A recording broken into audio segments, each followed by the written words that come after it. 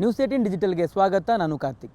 CM ಸಿದ್ದರಾಮಯ್ಯನವರು ನಿನ್ನೆ ಹೇಳಿದಂಥ ಒಂದು ಮಾತು ಸಾಕಷ್ಟು ಚರ್ಚೆಯನ್ನು ಹುಟ್ಟುಹಾಕಿದೆ. ರಾಜಕೀಯ ಸಂಧ್ಯಾ ಕಾಲದಲ್ಲಿ ಸಿದ್ದರಾಮಯ್ಯನವರು ಇದ್ದಾರಾ ಅನ್ನುವಂಥ ಪ್ರಶ್ನೆಯನ್ನು ಕೂಡ ಇದು ಹುಟ್ಟುಹಾಕಿದೆ.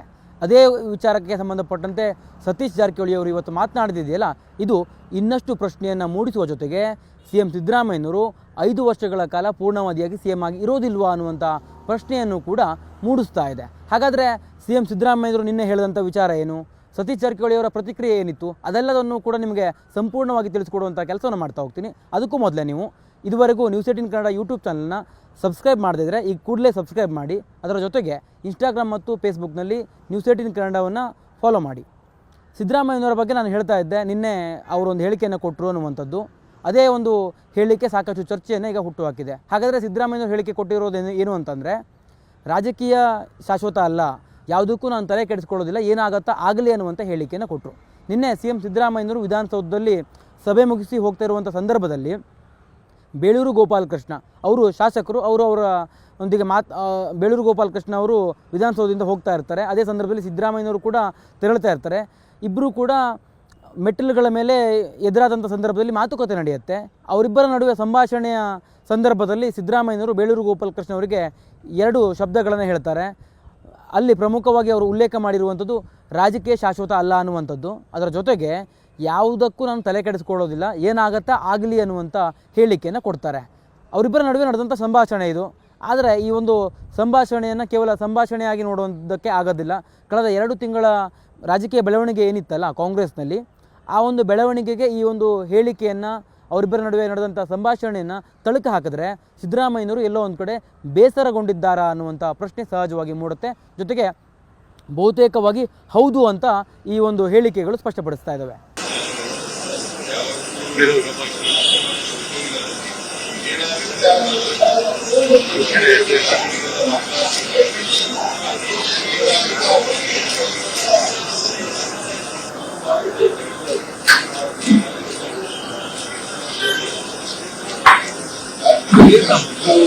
ಈಗಾಗಲೇ ಸಿಎಂ ಸಿದ್ದರಾಮಯ್ಯನವರು ನಾಯಕತ್ವದ ಜಂಜಾಟದ ಸಂಬಂಧಪಟ್ಟಂತೆ ಸಾಕಷ್ಟು ಅಸಮಾಧಾನಗೊಂಡಂತೆ ಕಾಣಿಸ್ತಾ ಇದೆ. 2013ರಿಂದ 18ರ ಅವಧಿಯಲ್ಲಿ ಅವರು ಸಿಎಂ ಆಗಿದ್ದಂಥ ಸಂದರ್ಭದಲ್ಲಿ ಯಾವ ರೀತಿಯಾಗಿ ಸ್ವಾತಂತ್ರ್ಯದಿಂದ ಅವರು ಕೆಲಸವನ್ನು ನಿರ್ವಹಿಸಿದರು, ಆ ರೀತಿಯ ಸ್ವಾತಂತ್ರ್ಯ ಈ ಅವಧಿಯಲ್ಲಿ ಅವ್ರಿಗೆ ಸಿಕ್ಕಿಲ್ಲ ಅನ್ನುವಂಥದ್ದನ್ನು ಪದೇ ಪದೇ ಸಾರಿ ಹೇಳ್ತಾ ಇದೆ.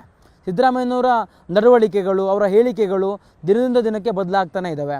ಈ ಹಿಂದೆ 5 ವರ್ಷಗಳ ಕಾಲ ನಾನು ಸಿಎಂ ಆಗಿ ಮುಂದುವರಿತೇನೆ ಅನ್ನುವಂಥ ಮಾತನ್ನು ಹೇಳ್ತಾನೆ ಬಂದಿದ್ದರು. ಅದನ್ನು ಸಾರಿ ಸಾರಿ ಹೇಳುವಂಥ ಪ್ರಯತ್ನವನ್ನು ಮಾಡ್ತಾಯಿದ್ರು. ಅದಾದ ನಂತರದಲ್ಲಿ ಹೈಕಮಾಂಡ್ ಯಾವ ತೀರ್ಮಾನವನ್ನು ತೆಗೆದುಕೊಳ್ಳುತ್ತೋ ಅದಕ್ಕೆ ನಾನು ಬದ್ಧ ಇರ್ತೇನೆ ಅನ್ನುವಂಥ ಹೇಳಿಕೆಯನ್ನು ಸಿದ್ದರಾಮಯ್ಯನವರು ಕೊಡೋದಕ್ಕೆ ಆರಂಭ ಮಾಡಿದ್ರು.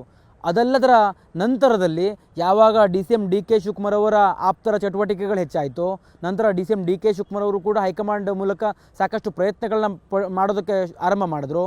ಅದೆಲ್ಲದರ ನಂತರದಲ್ಲಿ ಒಂದಿಷ್ಟು ಟೀಕೆಗಳು ಸರ್ಕಾರದ ಮೇಲೆ ಬಂತು. ವಿಪಕ್ಷಗಳು ಔಟ್ ಗೋಯಿಂಗ್ CM ಅನ್ನುವಂಥ ರೀತಿಯಲ್ಲಿ ಸಿದ್ದರಾಮಯ್ಯನವ್ರನ್ನ ಟೀಕೆ ಮಾಡುವಂಥ ಕೆಲಸವನ್ನು ಮಾಡಿದ್ವು. ಇದೆಲ್ಲದರಿಂದ ಸಿಎಂ ಸಿದ್ದರಾಮಯ್ಯನವರು ಬೇಸರಗೊಂಡರು. ಅದೇ ಒಂದು ಕಾರಣಕ್ಕಾಗಿ ಅವರು ಎಲ್ಲ ಒಂದು ಕಡೆ ಈ ಎಲ್ಲ ರಾಜಕೀಯ ಬೆಳವಣಿಗೆಗಳಿಂದ ಬೇಸರಗೊಂಡೇ ಈ ರೀತಿಯಾಗಿ ಗೋಪಾಲಕೃಷ್ಣ ಅವ್ರ ಜೊತೆ ಹೇಳಿಕೆಯನ್ನು ಕೊಟ್ಟಿದ್ದಾರೆ ಅನ್ನುವಂಥದ್ದು ಕೂಡ ಈಗ ಚರ್ಚೆಯಲ್ಲಿದೆ. ಜೊತೆಗೆ ಇಬ್ಬರು ಸಿಎಂ ಸಿದ್ದರಾಮಯ್ಯನವರು ಮತ್ತು DCM DK ಶಿವಕುಮಾರ್ ಅವರು ಪರಸ್ಪರ ನಾವು ಚೆನ್ನಾಗಿದ್ದೇವೆ ಅನ್ನುವಂಥದ್ದನ್ನು ಬಹಿರಂಗವಾಗಿ ಹೇಳಿದ್ರಾದರೂ ಅವರಿಬ್ಬರ ನಡುವೆ ಯಾವುದೂ ಚೆನ್ನಾಗಿಲ್ಲ ಅನ್ನುವಂಥದ್ದು ಒಂದಿಷ್ಟು ಗೊತ್ತಾಗ್ತಾ ಇದೆ. ಅವರಿಬ್ಬರ ನಡುವೆ ಎಲ್ಲೋ ಒಂದು ಕಡೆ ವ್ಯತ್ಯಾಸಗಳಿದ್ದಾವೆ. ಜೊತೆಗೆ DCM DK ಶಿವಕುಮಾರ್ ಅವರು ಸಿಎಂ ಆಗಲೇಬೇಕು ಅನ್ನುವಂಥ ಪಣವನ್ನು ತೊಟ್ಟಿದ್ದಾರೆ. ಅದಕ್ಕೆ ಸಂಬಂಧಪಟ್ಟಂತೆ ಅವರು ಚಟುವಟಿಕೆಗಳನ್ನು ನಿರಂತರವಾಗಿ ಮಾಡ್ತಾನೆ ಇದ್ದಾರೆ. ಇದೆಲ್ಲದರಿಂದ ಸಿಎಂ ಸಿದ್ದರಾಮಯ್ಯನವರಿಗೆ ಇರುಸು ಮುರುಸು ಆಗ್ತಾ ಇದೆ. ಪದೇ ಪದೇ ಈ ರೀತಿಯ ಪ್ರಶ್ನೆಗಳನ್ನು ಮಾಧ್ಯಮದವರು ಕೇಳ್ತಾ ಇದ್ದಾರೆ. ಸರ್, ನೀವು ಸಿಎಂ ಆಗಿ 5 ವರ್ಷಗಳ ಕಾಲ ಉಳಿತೀರಾ ಅನ್ನುವಂಥ ಪ್ರಶ್ನೆಯನ್ನು ಮಾಧ್ಯಮದವರು ಕೇಳಿದಂಥ ಸಂದರ್ಭದಲ್ಲಿ ಸಿದ್ದರಾಮಯ್ಯನವರಿಗೆ ಏನು ಉತ್ತರ ಕೊಡಬೇಕು ಅನ್ನುವಂಥದ್ದೇ ಅವ್ರಿಗೆ ಗೊಂದಲ ಆಗತ್ತೆ. ಅವರೇನೋ ಮಾಧ್ಯಮದವರ ಮೇಲೆ ರೇಗಾಡುವಂಥ ಕೆಲಸವನ್ನು ಮಾಡ್ಬೋದು, ಅಥವಾ ಇನ್ನಿತರ ಬೇರೆ ರೀತಿಯಾಗಿ ಹೇಳಿಕೆಯನ್ನು ಕೊಟ್ಟು ಆ ಸಂದರ್ಭಕ್ಕೆ ನುಣುಚ್ಕೊಳ್ಬೋದು. ಆದರೆ ಅವರಿಗೆ ಒಂದು ಆತ್ಮತೃಪ್ತಿ ಇದ್ದಂತೆ ಕಾಣಿಸ್ತಾ ಇಲ್ಲ. ಅವರ ಉತ್ತರದಲ್ಲೂ ಕೂಡ ಅದು ಸ್ಪಷ್ಟವಾಗ್ತದೆ.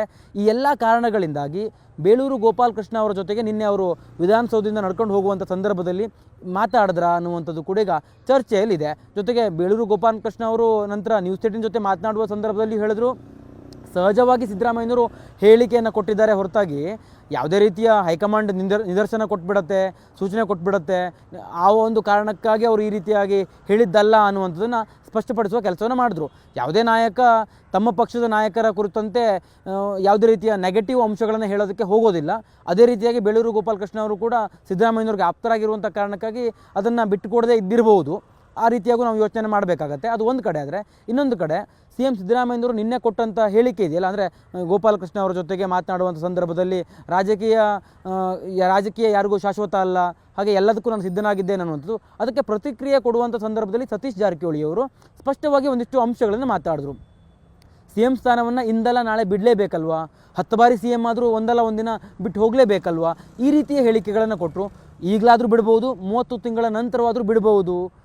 ಈ ರೀತಿಯ ಹೇಳಿಕೆಯನ್ನು ಸತೀಶ್ ಜಾರಕಿಹೊಳಿ ಅವರು ಕೊಟ್ಟಿರುವಂಥ ಕಾರಣಕ್ಕಾಗಿ ಎಲ್ಲೋ ಒಂದು ಕಡೆ ರಾಜ್ಯ ಕಾಂಗ್ರೆಸ್ನಲ್ಲಿ CM ಬದಲಾವಣೆಯ ಚರ್ಚೆ ಏನಿತ್ತಲ್ಲ ಅದು 100% ಬದಲಾಗ್ತಾರೆ ಅನ್ನುವಂಥದ್ದನ್ನು ಸೂಚಿಸುವಂಥ ಕೆಲಸವನ್ನು ಮಾಡ್ತಾ ಅನ್ನುವಂಥದ್ದು ಕೂಡ ಈಗ ಚರ್ಚೆಯಲ್ಲಿರುವಂಥ ವಿಚಾರ. ಯಾಕೆ ಅಂತಂದರೆ ಸತೀಶ್ ಜಾರಕಿಹೊಳಿ ಅವರು ಪ್ರತಿ ಬಾರಿಯೂ ಹೇಳ್ತಾಯಿದ್ರು, ಹೈಕಮಾಂಡ್ ಯಾವ ಸೂಚನೆಯನ್ನು ಕೊಡುತ್ತೋ ಅದನ್ನು ನಾವು ಪಾಲಿಸ್ತೇವೆ, ಆದರೆ ಸಿದ್ದರಾಮಯ್ಯನವರು ಈ ಒಂದು CM ಸ್ಥಾನದಲ್ಲಿ ಮುಂದುವರಿಬೇಕು ಅನ್ನುವಂಥದ್ದನ್ನೇ ಅವರು ಸಾರಿ ಹೇಳುವಂಥ ಕೆಲಸವನ್ನು ಮಾಡಿದರು. ಈ ಹಿಂದೆ DK ಶಿವಕುಮಾರ್ ಅವರು ಸತೀಶ್ ಜಾರಕಿಹೊಳಿ ಅವರನ್ನ ಭೇಟಿ ಮಾಡಿ ಒಂದಿಷ್ಟು ವಿಚಾರ ವಿನಿಮಯ ಮಾಡಿಕೊಂಡ ನಂತರದಲ್ಲಿಯೂ ಕೂಡ ಅವರು ನೆಕ್ಸ್ಟ್ ಡೇ ಮಾತನಾಡುವಂಥ ಸಂದರ್ಭದಲ್ಲಿಯೂ CM ಸಿದ್ದರಾಮಯ್ಯನವರನ್ನು ಬಿಟ್ಟು ನಾವು ಹೋಗೋದಿಲ್ಲ ಅನ್ನುವಂಥ ಅಂಶವನ್ನೇ ನಾನು DK ಶಿವಕುಮಾರ್ ಅವರಿಗೆ ಹೇಳಿದ್ದೇವೆ, ಅವ್ರನ್ನ ಬಿಟ್ಟು ಬರೋದಕ್ಕೆ ಆಗೋದಿಲ್ಲ ಅನ್ನುವಂಥದ್ದನ್ನು ನಾವು ಹೇಳಿದ್ದೆ ಅನ್ನುವಂಥದ್ದನ್ನು ಬಹಿರಂಗವಾಗಿ ಹೇಳುವ ಕೆಲಸವನ್ನು ಮಾಡಿದರು.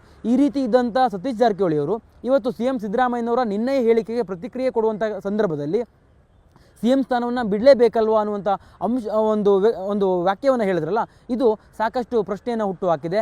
ಅದು ಕರೆಕ್ಟ್. ಅದು ಒಂದೇ ಪಕ್ಷದಲ್ಲಿದ್ದೀವಿ, ಒಂದೇ ದಾರಿಲಿ ಹೋಗುತ್ನಾಗ ಇದೆಲ್ಲ ಸ್ವಾಭಾವಿಕ. ಯಾರಿಗೂ ಶಾಶ್ವತ ಅಲ್ಲ ಮಾನಸಿಕವಾಗಿ ಅಂತ ಹೇಳೋಕ್ಕಾಗಲ್ಲ. 30 ತಿಂಗಳ ನಂತರ ಬಿಡ್ಬೋದು, ಮೊದಲೂ ಬಿಡ್ಬೋದು. ಮಾನಸಿಕ ಅಂತ ಹೇಳೋಕ್ಕೆ ಆಗೋಲ್ಲ. ಬಿಡೋದಂತಿ ಪಕ್ಕ ಯಾವಾಗಾರು ಒಂದು ಬಿಡಲೇಬೇಕು. 30 ತಿಂಗಳ ನಂತರ ಬಿಡಬೇಕು, ಹಾಗೇನು ಇನ್ನೊಂದು ಸರಿ ಯಾರು ಬಿಡಲೇಬೇಕು, ಯಾವಾಗ ಬಿಡಲೇಬೇಕು, ಅದೇನು ಪ್ರಶ್ನೆ ಇಲ್ಲ. ಈ ಅವಧಿಗೂ ಬಿಡ್ಬೋದು. ಅದೇನೆಲ್ಲ ಇದ್ರೆ ಹೈಕಮಾಂಡ್ ಮೇಲೆ ಅವಲಂಬನೆ ಅಷ್ಟೆ. ನಮ್ಮದು ಎಷ್ಟಿದೆ ಅಂದರೆ ನಾವು ಹೇಳೋ ಉದ್ದೇಶ ಯಾವಾಗಾರು ಒಂದು ದಿವಸ ಬಿಡಲೇಬೇಕು. ಇನ್ನು 10 ಸಾರಿ ಯಾರು ಮುಖ್ಯಮಂತ್ರಿ ಬಿಡಲೇಬೇಕಲ್ಲ, ಅದನ್ನು ಬಿಡಲೇಬೇಕು ಅಷ್ಟೇ. ಅದು ಯಾವಾಗಂತ ಅದು ಹೈಕಮಾಂಡಿಗೆ ಗೊತ್ತು, ವರಿಷ್ಠರಿಗೆ ಗೊತ್ತು ಅಷ್ಟೇ. ನಾನು ಹೇಳುವಂಥ ಉದ್ದೇಶ ಅಷ್ಟೇ. ಹಾಗಾದರೆ CM ಸಿದ್ದರಾಮಯ್ಯನವರು ಬದಲಾವಣೆ ಆಗೇ ಬಿಡ್ತಾರಾ ಅನ್ನುವಂಥದ್ದನ್ನು ಕೂಡ ಇದು ಸೂಚಿಸಿದಂತೆ ಕಾಣಿಸ್ತಾ ಇದೆ. ಒಂದೊಮ್ಮೆ ಹೈಕಮಾಂಡ್ ನಿರ್ಧಾರವನ್ನು ತೆಗೆದುಕೊಂಡ್ರೆ ಅದಕ್ಕೆಲ್ಲರೂ ಬದ್ಧರಾಗಿರಬೇಕು ಅನ್ನುವಂಥದ್ದನ್ನು ಈಗಾಗಲೇ ಹೈಕಮಾಂಡ್ ನಾಯಕರು ಸೂಚನೆಯನ್ನು ಕೊಟ್ಟಿದ್ದಾರೆ. ಅದೇ ಒಂದು ಕಾರಣಕ್ಕಾಗಿ ಸತೀಶ್ ಜಾರಕಿಹೊಳಿ ಅವರು ಹೇಳಿದ್ರ, ಅಥವಾ CM ಸಿದ್ದರಾಮಯ್ಯನವರನ್ನ ಈ CM ಸ್ಥಾನದಿಂದ ಕೆಳಗಿಳಿಸುವಂಥ ವಿಚಾರ ಅವರ ಆಪ್ತರಿಗೂ ಕೂಡ ಗೊತ್ತಾಗಿದೆಯಾ? ಈ ಎಲ್ಲ ಪ್ರಶ್ನೆಗಳನ್ನು ಹುಟ್ಟು ಹಾಕ್ತಾ ಇದೆ. ಇದಕ್ಕೆ ಎಲ್ಲದಕ್ಕೂ ತಾರ್ಕಿಕ ಅಂತ್ಯವನ್ನು ಹೈಕಮಾಂಡ್ ಹೇಳಬೇಕಾಗಿದೆ. ಹೈಕಮಾಂಡ್ ಯಾವಾಗ ನಿರ್ಧಾರ ಪ್ರಕಟ ಮಾಡುತ್ತೆ ಅನ್ನುವಂಥದ್ದನ್ನು ರಾಜ್ಯ ನಾಯಕರು ಎದುರು ನೋಡ್ತಾ ಇದ್ದಾರೆ. ಒಟ್ಟಾರೆಯಾಗಿ ಸತೀಶ್ ಜಾರಕಿಹೊಳಿ ಅವರ ಇವತ್ತಿನ ಹೇಳಿಕೆ, CM ಸಿದ್ದರಾಮಯ್ಯನವರ ನಿನ್ನೆ ಹೇಳಿಕೆ ಸಾಕಷ್ಟು ಪ್ರಶ್ನೆಯನ್ನು ಹುಟ್ಟು ಹಾಕಿದೆ, ಸಾಕಷ್ಟು ಕುತೂಹಲ ಮೂಡಿಸ್ತಾ ಇದೆ. CM ಆಗಿ ಸಿದ್ದರಾಮಯ್ಯನವರು ಪೂರ್ಣಾವಧಿಯಾಗಿ ಪೂರೈಸುವುದಿಲ್ವಾ ಅನ್ನುವಂಥ ಒಂದು ಅನುಮಾನವನ್ನು ಕೂಡ ಹುಟ್ಟುಹಾಕಿದೆ. ಕ್ಯಾಮ್ರಾ ಪರ್ಸನ್ ಶ್ರೀನಿವಾಸುಲು ಜೊತೆ ಕಾರ್ತಿಕ್, ನ್ಯೂಸ್ 18 ಕನ್ನಡ, ಬೆಂಗಳೂರು. ನಿರ್ಭೀತ, ನಿಷ್ಪಕ್ಷಪಾತ, ವಿಶ್ವಾಸಾರ್ಹ ಸುದ್ದಿಗಳಿಗೆ ಮತ್ತೊಂದು ಹೆಸರಾಗಿರುವ ನ್ಯೂಸ್ 18 ಕನ್ನಡ ಈಗ ಆಪ್ನಲ್ಲೂ ಲಭ್ಯವಿದೆ. ದಯವಿಟ್ಟು ಇಲ್ಲಿರುವ QR ಕೋಡ್ ಅನ್ನು ಸ್ಕ್ಯಾನ್ ಮಾಡಿಕೊಂಡು ಆಪ್ ಡೌನ್ಲೋಡ್ ಮಾಡೋದಕ್ಕೆ ಮರಿಬೇಡಿ. ನಿಮ್ಮ ಬೆಂಬಲ ಹೀಗೆ ಸದಾ ನಮ್ಮೊಂದಿಗಿರಲಿ. ಧನ್ಯವಾದ.